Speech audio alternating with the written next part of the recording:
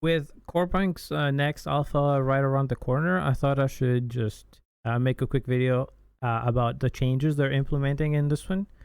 So please stick around so you can learn more about this if you're as excited as I am.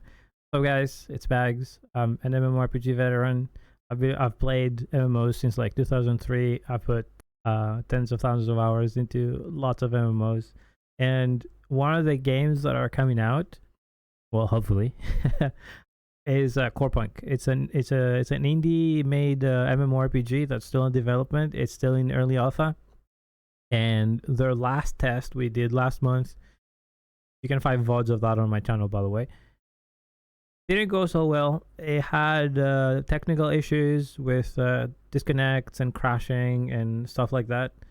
But despite that, the game has this very unique old school feel to it, where it doesn't hold a hand. It doesn't tell you what to do all the time. It doesn't have these infinite dailies. It doesn't put you on this treadmill like newer games do. Let's say Lost Ark, or like the one that's coming out soon, Throne of Liberty and stuff. So it is a different type of game. You log on, do things on your own pace. If you want to go hardcore, you go hardcore. If you want to go softer, you go softer. Sorry. But yeah, there's a new task coming up that's gonna be starting on July 2nd, and they've made a bunch of changes that I'm not gonna go super in depth to, but I do want to point out that they're changing a lot of things, especially crafting. They're changing how their crafting efficiency works. So now you unlock different tiers of proficiency, let's say in mining or logging or alchemy or weaponsmithing. Whereas before you had a proc to get rare items, now you have to level up and become like a master or like a journeyman and stuff like that to unlock the next tier, so you can make better stuff. That's one of the big changes they're putting in. They're also now allowing you to lock your efficiency. So if you don't want to level up and you want to keep farming, let's say certain types of wood or other resources, you can lock your login proficiency so it doesn't level up anymore. You don't gain XP. So you can keep gathering just basic wood, right? And you want to sell that to the market or something. And speaking of which, they're changing the economy and trading a little bit. NPCs no longer are going to have infinite gold in it. So you're going to have to pay attention what you're selling, which NPC you're selling it to. Maybe the NPC trader you just found doesn't have enough gold to take your items. You'll have to carry those around you, and in this game is very important because you can lose those items when you die. So it's not full loot, but you do drop one item in PvE deaths and 2 items in PvP deaths. A little bit different if you are a player killer. You lose one of your artifacts, like one of your actual gear, like a weapon or like something else. And speaking of PvP, they're also changing stuff on that front as well. They're enlarging the map from the previous one.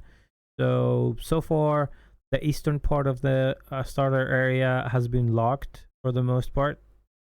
Now it's going to be unlocked, and it's going to be think of it of like the old school MMOs where you had PK areas or PK cities. Something like that is how I interpret what they announced. But I put a link to their patch notes in the description. So basically, murder over there doesn't get punished, so you don't gain karma points, but anybody can freely engage with you. And I'm not too sure, but it looks like they're going to be able to loot your inventory when you die. So we'll see how that works. They're adding also different rule sets for PvP as well.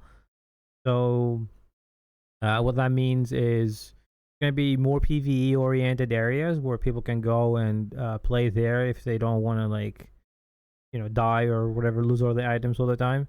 However, I have a feeling that they're going to continue what they were doing in the previous test, where the rare resources and all that will be in the contested areas.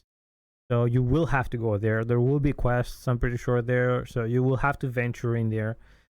you're not gonna be you're probably not gonna be able to evade PvP completely, but we'll see. That remains to be seen. I don't want to spread misinformation. I'm not too sure. I will know after the test, which I will be streaming, by the way, starting July 2nd until the test ends a few days later. So yeah, we'll see how that goes. They're also adding a different what's it called, like a different quest journal. A few changes on that as well. They're making it a little bit more robust, a little more user friendly, which is good. I personally enjoyed having to read all the quest lines and actually pay attention to what the NPC was telling me. But yeah, it's not for everybody, right? Some people just want to like follow a quest marker or something. But yeah, I just wanted to make a quick video about this. Like I said, I will be streaming it. Please check my channel for more previous VODs from the previous tests if you want. If you're excited for Corepunk, make sure you don't you make sure you follow and subscribe so you don't miss when I go live. And I'll see you guys in the next video.